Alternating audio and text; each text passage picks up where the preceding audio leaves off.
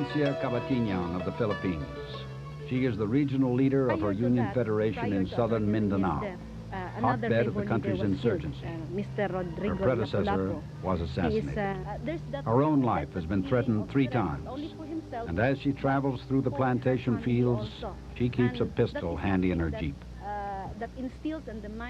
Meet Ephraim Calsacao of Vanuatu in the South Pacific.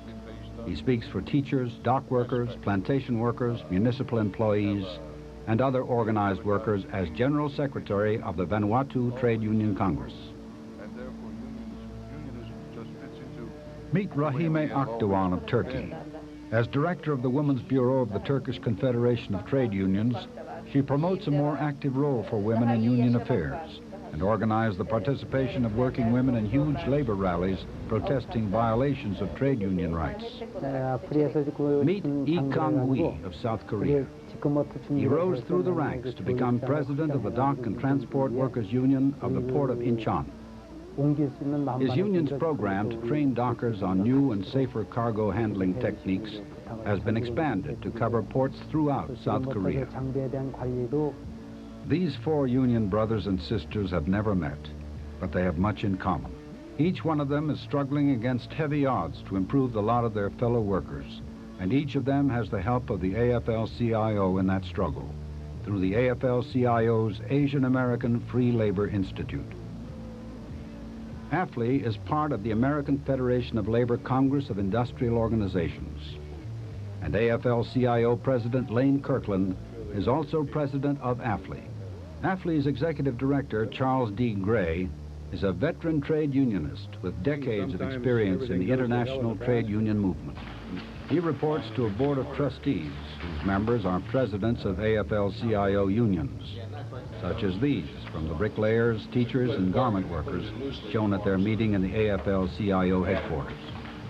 The Asian American Free Labor Institute was founded here in this building by the AFL-CIO Executive Council in 1968. Since then, the Institute has reached out to unionists in countries from Turkey and Cyprus on the west to Western Samoa on the east, and from Korea in the north to Papua New Guinea in the south. There are big geographical gaps in our work, of course, since in great areas of Asia, powerful governments do not permit workers to organize themselves freely. The Soviet Union, the People's Republic of China, and some of the Arab nations are leading examples.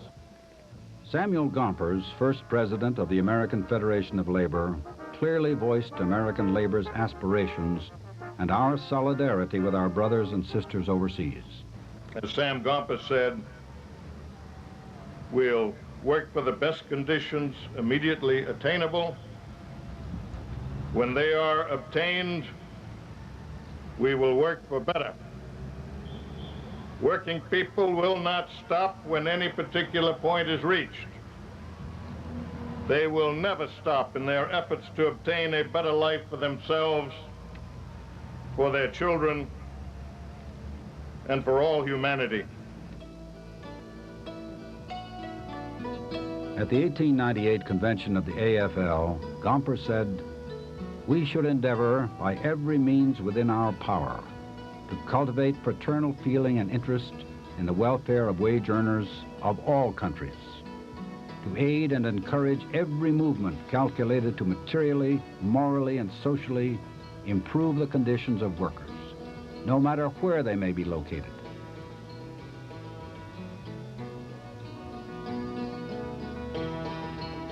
Florencia Cabatiñan of the Philippines belongs to the new generation of trade union leaders in Asia and the Pacific. Flor, as she prefers to be called, heads a union federation in southern Mindanao, a region torn by the communist-led insurgency in the Philippines.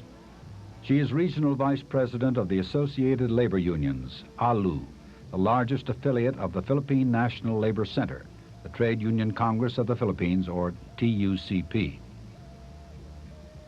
As the regional vice president, I run the organization in southern Mindanao. I do some collective bargaining negotiations, organizing work, and the various operations of the union in the region. Most of her members work for pineapple, banana, and rubber plantations. And her work takes her down roads like this, where death by ambush is a daily risk. Her predecessor, Max Nunez, was a tough bargainer, a former journalist who crusaded against Marcos' curbs on press freedom, and a hard-working organizer who won victory after victory over radical unions in certification elections. After a collective bargaining session on June 15, 1985, Max Nunez was gunned down as he was entering this Jeep. He died on the spot. Violence is instigated by the New People's Army, who is supporting the radical labor movement here. Partly because she speaks the local language, Cebuano, Flor Cabatinyan, then working as an organizer in Manila, was assigned to Davao City, the capital of southern Mindanao, in mid-1985 to replace Max Nunez. When I took over, of course, I received some death threats also.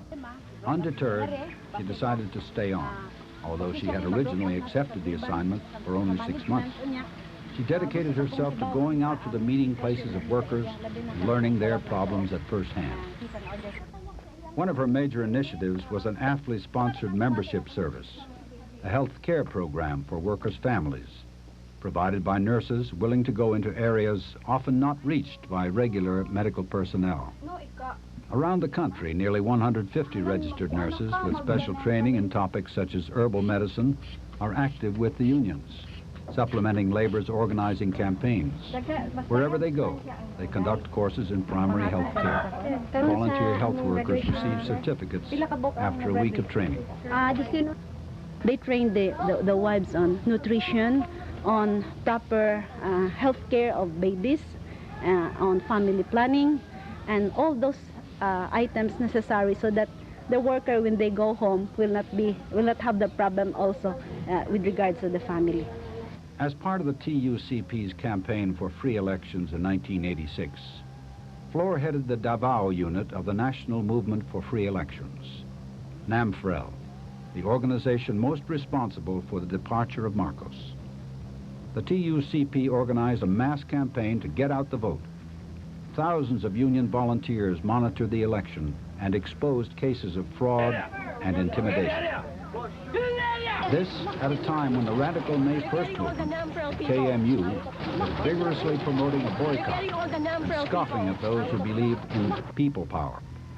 Flor is outspoken about the role of unions in democratic political life, in genuine people power. You talk here of people power in terms of massive demonstration. You talk here of people power in terms of its support to the Aquino administration and its overthrow to the past Marcos regime. But people power would not exist without a mass-based structure which is provided by a democratic trade unions. Those democratic unions are united under the umbrella of the TUCP, which represents over 1.5 million Filipino workers. AFL-I assistance includes support for farm workers, co-op development, and even small loan programs. These programs are helped along by Tom Riley. He runs our office in Manila. Like other AFL-I country directors, Riley is a veteran of the U.S. trade union movement. He began as a letter carrier in Philadelphia, steadily gaining experience in representing fellow workers. He came to AFL-I in 1979 and still keeps in touch with his union. Riley plans programs in close consultation with the TUCP's leaders, including President Democrito Mendoza.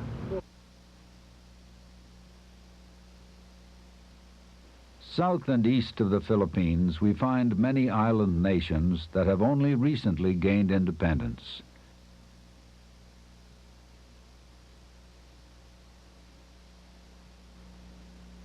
In the youngest of these countries, Vanuatu, with a population of 150,000, Ephraim Calsacao, a former public health inspector, heads the Vanuatu Trade Union Congress. Ephraim's office is in Port Vila, capital of Vanuatu. In a vast region where countries are thousands of miles apart, isolation is a problem. Our experience is limited when it comes to dealing with managers who graduate from Harvard University or somewhere like that. And we need somebody from the US to deal with that, to advise us on how to deal with graduates from Harvard. In a seminar sponsored by AFL-CIO, Vanuatu unionists review the progress of their newly emerging trade union movement. Even the Japanese have their own way with dealing with management problems, where it concerns workers. And they reckon when you come to Vanuatu, we should have the same system they have in Japan. We don't agree with that. We should develop a system that will benefit New Vanuatu. Ephraim's union roots are in the Public Services Association, of which he was elected president in 1980. Government is the largest employer in South Pacific countries, but AFL-CIO's programs in Vanuatu and elsewhere cover unions in both the private and public sector. Building on a natural union-to-union relationship, AFL-CIO, the American Federation of State, County, and Municipal Employees, conducted a week-long conference in Honolulu for public sector trade union leaders, including Ephraim Kalsakau. Bill Lucy, Secretary-Treasurer of AFL-CIO, provided the big picture, including the union's political activities to influence legislation in the U.S. Congress and state legislatures. So internally, we have an organization inside the union, which is our political action department. And its job is to work with the local subordinate bodies and first selecting the most promising people to sit, and not just in Congress, but also in the state legislatures, where so many of them progress from.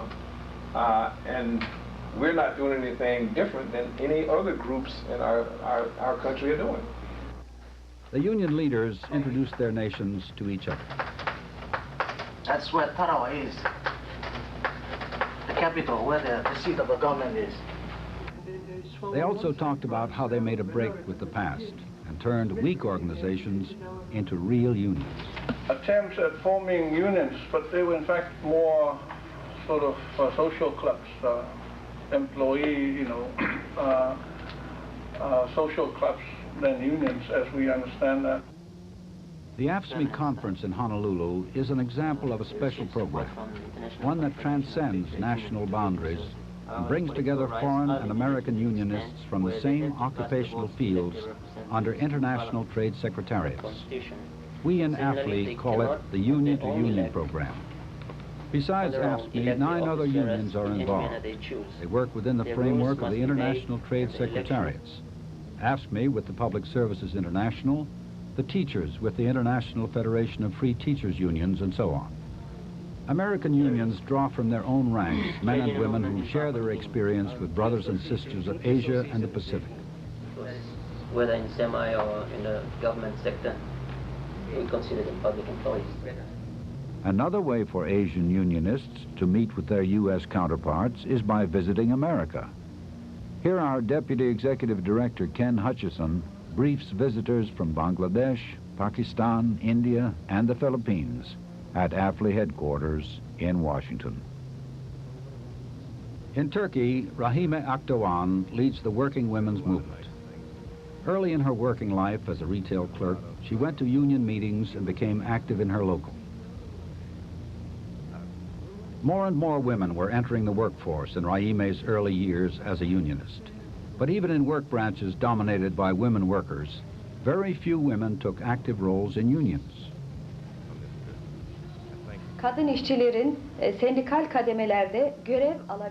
When you take a look at the unions in Turkey, you see men in charge.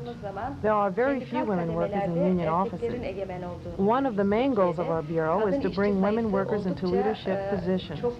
We conduct courses on speaking and conducting meetings, as well as on collective bargaining.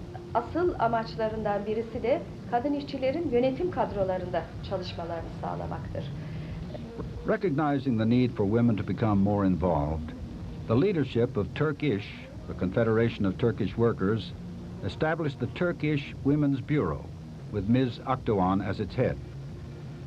Turkey was going through some chaotic times in the late 70s because of right and left-wing terrorist gangs, partly aided by hostile or unstable neighbors. Despite the chaos, the labor movement managed to make substantial progress for its members. Then, in September 1980, the military took over and suspended all labor rights. When the Army marched back to the barracks 3 years later, the new civilian prime minister, former chief negotiator for the metal industry employers, enforced a new labor code that severely curtailed rights that unions had previously won over the years. Labor education programs were among the few activities that unions were allowed to conduct then. So, leaders of Turkish concentrated on getting workers, male and female, involved in education programs. Rahime Akdoğan's message caught on. Kadın işçiler, erkek işçiler diye bir ayrım yoktur. There is no separation between women and male workers. Women workers are also members of Turkish, and we act on every issue together. In its fight for labor rights, Turkish needed the support of all workers in massive peaceful demonstrations. The work spent organizing the Turkish Women's Bureau paid off. Thousands of women added their voices in protest to a government balancing its budget with unemployment and low-wage policies. The women participated even in the face of government intimidation. They acted out the solidarity taught in hundreds of Women's Bureau seminars, and they spoke out asking the world to take notice of their struggle for union rights. AFL-CIO helped bring their message out too by teaching union education specialists in the use of video. Turkish took scenes of the struggle to many workers who could not attend the rallies, and also to the International Confederation of Free Trade Unions. Turkish Kadın İşçiler Bürosu bilindiği gibi AFL-CIO helped Turkish establish the Turkish Women's Bureau in June of 1981. Right from its beginning, the Bureau gave a voice to women workers throughout Turkey. The Bureau highlighted the problems of working women and won support for getting women into union leadership positions. In South Korea, Lee Kang-hui heads the Incheon port and transport workers. At the age of 24, he went to work on the docks of Incheon, 30 miles west of Seoul. 14 years later, in 1981, after an apprenticeship in lesser positions, Lee was elected president of his local, which through its national federation is affiliated with the Federation of Korean Trade Unions. Under government restrictions, it was impossible to meet worker demands for improved wages. With some help from AFL-CIO, Lee concentrated on improved services. He made it one of his top priorities to upgrade the skills of his local's 4,000 members. Dock workers must often talk with their hands, but left to themselves, they do not always speak the same language. So the union introduced a standardized set of hand signals for both loading and unloading, and reviews them in its classroom program. The union also runs a program in cargo handling. A training derrick provides hands-on experience. The rigorous training program has reduced the port workers' accident rate by 20% in a year. Some 200 miles south of Incheon lies the city of Gwangju, a major industrial area, located in South Cholla Province, a key area in the drive for democracy in South Korea. There, as elsewhere, AFL-CIO has helped the Federation of Korean Trade Unions to establish co-ops as part of a national network of union cooperatives. The co-ops serve to stretch the workers' pay. The co-ops also have served as a means for the FKTU and its affiliates to relate to their members in times of labor repression and to provide services when they could not deliver much at the bargaining table. Grandfather of the labor movement in Gwangju is Ko Lee-sok, a former union leader who was purged from his union positions in the government crackdown on labor activism in 1980. When he was offered a chance to make a comeback years later, he declined. He had found a new way to be active in helping his fellow workers.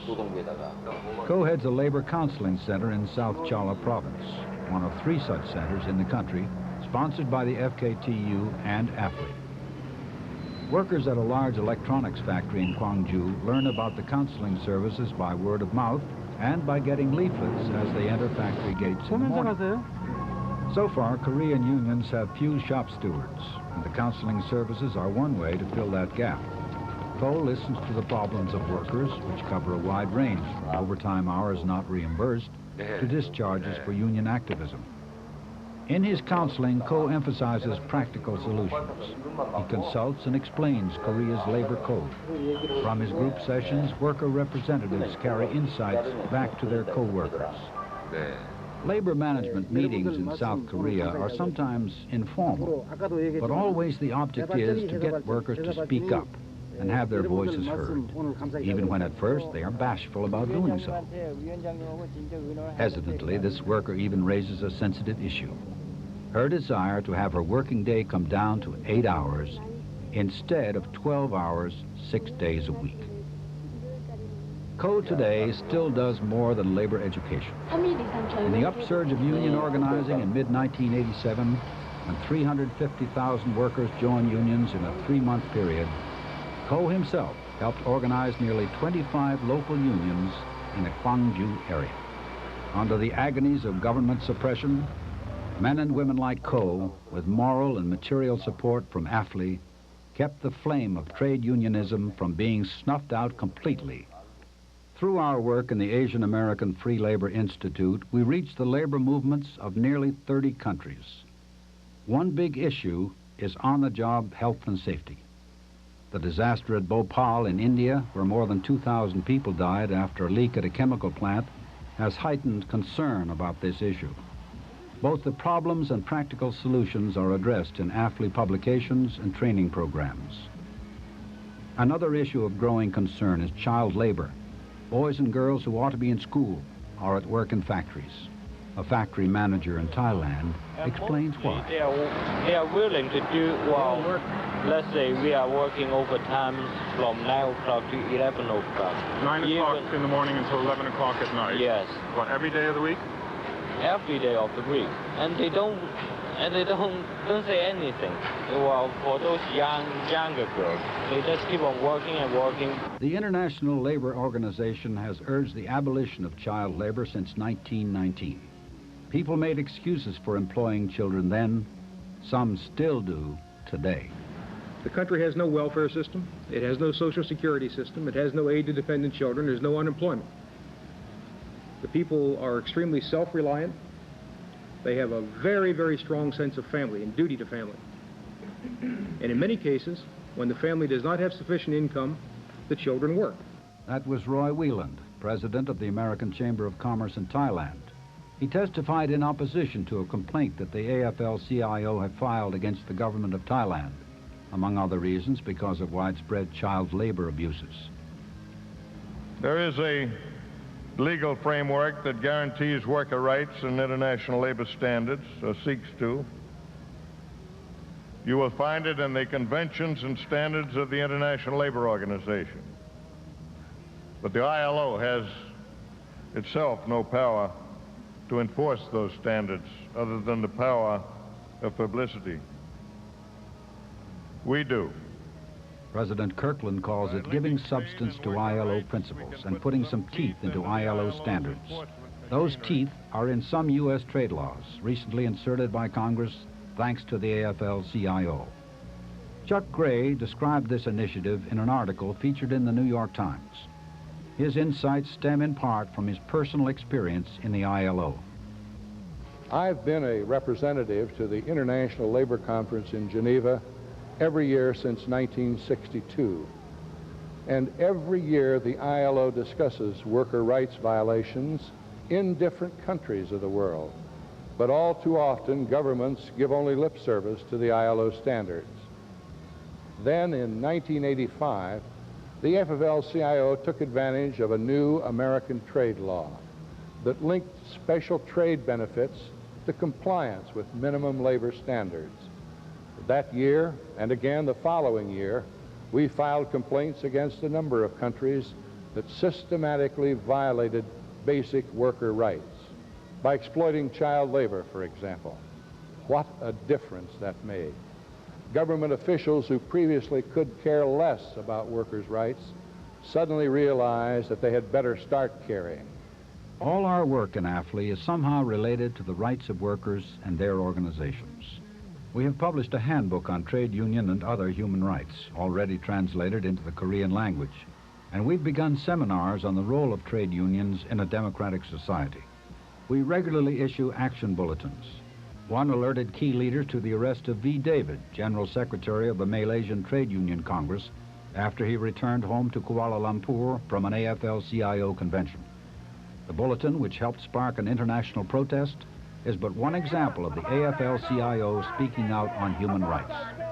If our sisters and brothers are enslaved anywhere, if trade union rights are denied anywhere, then freedom is threatened everywhere.